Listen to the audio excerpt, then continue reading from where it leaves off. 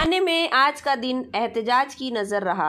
एक तरफ महाराष्ट्र के रेसिडेंट डॉक्टरों ने हड़ताल कर दी है तो उनकी हिमायत में कलवा के छत्रपति शिवाजी महाराज अस्पताल के डॉक्टरों ने भी हड़ताल की। इन मुजाहिरीन का मुतालबा है कि कोविड के दौरान जान हथेली पर रख कर ड्यूटी अंजाम देने वाले डॉक्टरों की तनख्वाहें फ़ौरन अदा की जाएं, जो अभी तक बाकी लगी हैं। दूसरे कि इनका स्टाफ बढ़ाया जाए, सैलरी बढ़ाई जाए वगैरह। आप देखें इनका एहतजाज और मुतालबा कि हम जो ये अपनी स्ट्राइक कर रहे हैं, जो हमारा संप है, इसका किसी भी तरीके से गलत मतलब ना निकाला जाए। हमारा जो संप है, अभी आप देखेंगे, आप सब समझदार हो गए हैं, डिजिटल मीडिया का टाइम है, इस टाइम सब आप देख सकते हैं कि एक कितने पेशेंट पे कितना डॉक्टर्स होने चाहिए। यहाँ सिविल हॉस्पिटल का भी अभी रिनोवेशन में गया है, तो पूरा का पूरा वर्कलोड, पूरे ठाणे जिले का वर्कलोड, आपको अगर ये जानकारी ना हो तो मैं बताना चाहूँगा कि शाहपुर, वाड़ा, अंबरनाथ, बदलापुर, मुमरा, भिवंडी, कलवा, ये सारी जगह की पॉपुलेशन जो है, जो मेजर पॉपुलेशन है, वो सब यहाँ पर आने वाली है। तो अब इन सारी चीज़ों को लेके ये सही टाइम नहीं था। बस ये चीज़ थी कि 1.5 साल से पाठ पुरावा करते करते बहुत बार कई अलग अलग लेवल पे अलग अलग अधिकारियों से मिलकर बातचीत हुई है, सब कुछ हुआ है, पर उसमें कुछ भी ऐसा सेटिस्फैक्ट्री नहीं निकला है। जब तक हमसे हो सका तब तक हमने उस चीज़ को अवॉइड किया, हमने रोका।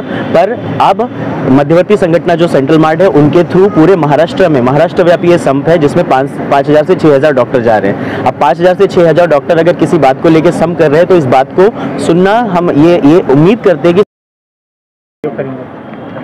हमने अभी जो ये स्ट्राइक रखी है, जो भी हमारी डिमांड्स है, लेकिन हमने इस बात का ध्यान रखा है कि इमरजेंसी कोई भी जो सुविधा है वो बंद नहीं करेंगे और पेशेंट्स को किसी भी तरीके की कोई भी तकलीफ़ नहीं होगी इसमें, या उनका कोई भी नुकसान नहीं होगा।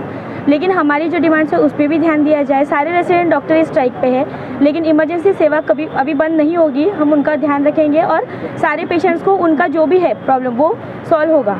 लेकिन हमारी जो डिमांड्स है वो है कि जितने डॉक्टर्स हमको लग रहा है, मैन पावर जितना हमको चाहिए उतना अभी अवेलेबल नहीं है। पेशेंट लोड और जो डॉक्टर का रेशियो है वो यहाँ पे इक्वल नहीं है जितना होना चाहिए।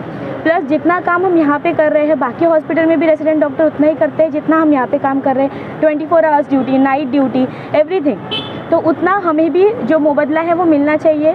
जितना हमारा काम है उसके हिसाब से हमें पे जो मिलता है वो मिलना चाहिए। तीसरा, यहाँ पे रिसोर्सेज कम है, डॉक्टर्स कम है, उनका जो पद है वो भरा जाना चाहिए, एसआर्स का और लेक्चरर्स का। और भरने के बाद जो हॉस्टल्स हमें प्रोवाइड किए जाते हैं, वसति गृह, अगर भर भी रहे तो उस पर भी ध्यान दिया जाए, उसकी भी यहाँ पे सुविधाएं अच्छी होनी चाहिए। हमारी प्रमुख डिमांड ये है। और दूसरा, कोविड-19 में जो पहले काम कर चुके हैं 2020 और 2021 में, उनका जो ऋणानुबंध है वो अभी तक नहीं हुआ है। नेक्स्ट कोविड वेव आने वाली है, अगर पहले का ही नहीं हुआ तो डॉक्टर्स अगर कुछ काम कर रहे हैं तो बदले में भी उन्हें कुछ मिले।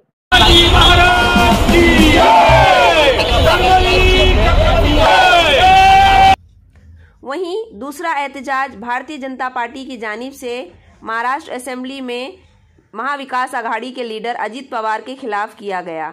बीजेपी का इल्ज़ाम है कि अजित पवार ने असेंबली में शिवाजी महाराज की शान में गुस्ताखाना अल्फाज अदा किए हैं। देखिए ये रिपोर्ट।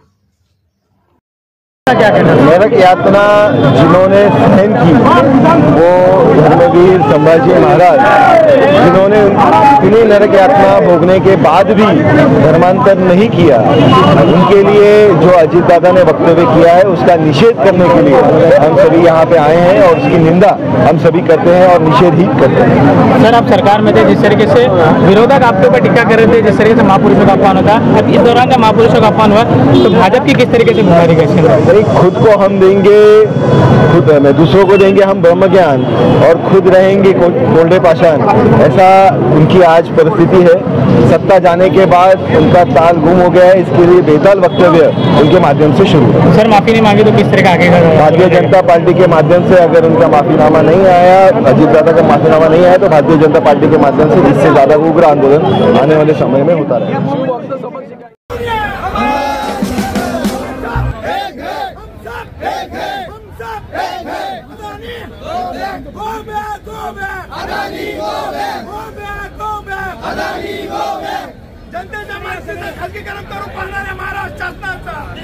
तीसरा एहतजाज बिजली सप्लाई मुलाजमीन ने किया।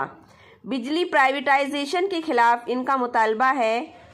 मुंबई, पुणे, ठाणे जैसे इंडस्ट्रियल इलाकों जहां से बिजली सप्लाई में फ़ायदा है, ऐसे इलाकों को प्राइवेट करके कुछ मखसूस लोगों की दौलत में मजीद इजाफा करने का काम सरकार कर रही है। वहीं दूसरी जानिब बेरोजगारी में बढ़ावा हो रहा है। आप देखें ये रिपोर्ट और बने रहें सवेरा मीडिया के साथ।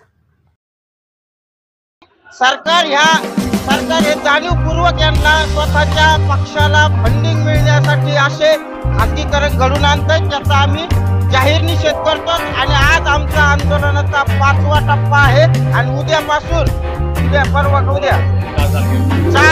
4 तारखेपासून आमचा 72 तासाचा संप सुरू होतोय आणि आम्हाला शासन प्रशासन सर्व पक्ष आम्हाला दाबण्यासाठी प्रयत्न करताय, परंतु ज्या पद्धतीने आमच्या बापदादांनी आमची महावितरणमध्ये दुसरी पिढी आहे, आमच्या बापदादांनी ज्याप्रमाणे रक्त ओतून या कंपनीला 1 नंबर आणलाय, आज आम्हाला जेलमध्ये जाण्याची जरी स्थिती आली तरी आम्ही जाऊ। आमच्यावरती जरी हातावर देण्याची स्थिती आली, खोटे गुन्हे टाकण्याची स्थिती आली तरी आम्ही ते करायला तयार आहेत, परंतु त्या आंदोलनातून माघार घेणार नाही। जय हिंद, जय महाराष्ट्र। सवेरा न्यूज नेटवर्क को लाइक करें, सब्सक्राइब करें और बेल आइकन दबाना ना भूलें।